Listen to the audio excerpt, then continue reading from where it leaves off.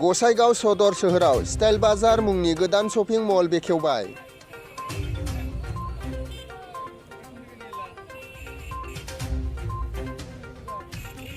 गसाइगाव ओनसोलनि रायजो राजाफोरनि थाखाय मोजां सुबिदा जाबाय।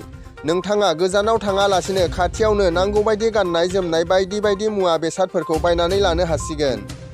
क'क्राझार जिल्लानि गसाइगाव सदर सोहोराव दिनै गोदान स्टाइल बाजार मुंनि शपिं मल बेखेवनाय जाबाय।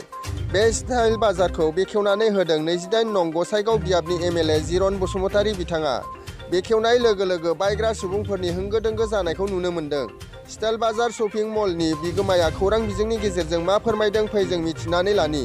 गसाइगावनिफ्राय बिश्वबती बसुमतारी, बड'लेण्ड टक्स।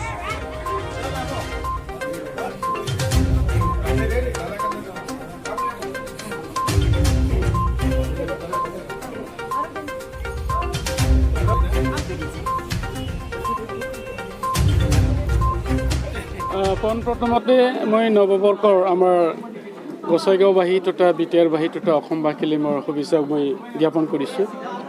আজি আমাৰ গোসাইগাঁৱত ষ্টাইল বাজাৰ ইয়াত অপেনিং কৰা হ'ল। গতিকে মই ভাবোঁ বিভিন্ন সৰু বৰ ডাঙৰ যিবিলাক টাউনবোৰ আছে, এই টাউনবোৰত বহুতো তেনেকৈ ধৰণৰ ষ্টাইল বাজাৰেই হওক, বিশালেই হওক বা বিগ বাজাৰ হওক তেনেকৈ আছে। গতিকে মই ভাবোঁ আমাৰ ৰাইজৰ যিখিনি চাহিদা নিশ্চয়কৈ মানে অলপ হ'লেও পূৰণ কৰিব। আকৌ এইটো নহয় যে ইয়াত ষ্টাইল বাজাৰ হৈছে বুলি আমাৰ টাউনত যিবিলাক দোকানবোৰ আছে সৰু ডাঙৰ, এইবিলাক যে কিবা নষ্ট হ'ব তেনেকুৱাও নহয়। কাৰণ মানুহকে নিজৰ পচন্দ অনুযায়ী চব বজাৰতো যাব, দোকানতো যাব। কিন্তু এইটো এটা টাউন হিচাপে তেনেকৈ এটা যদি বাজাৰ থাকে, টাউনটো অলপ চব হয়, ল'ৰা ছোৱালীবিলাকে তেনেকৈ কিবা কিবি চাবৰ কাৰণে এইটো আহিব। গতিকে মই ভাবোঁ মানে ভালেই হৈছে, এইটো বেয়া হোৱা নাই।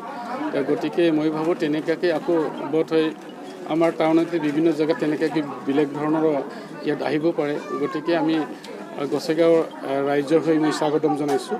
আচল কথাটো হ'ল আমি যিয়ে ইয়াত বজাৰেই নকৰক বা প্ৰতিষ্ঠান অনুষ্ঠান নকৰক কিয়, যাতে আমি গোসাইগাঁওবাসীয়ে ডিচিপ্লিনেৰে যেতিয়া আমি চব কামটো কৰিব পাৰোঁ, এটা আশা কৰিছোঁ।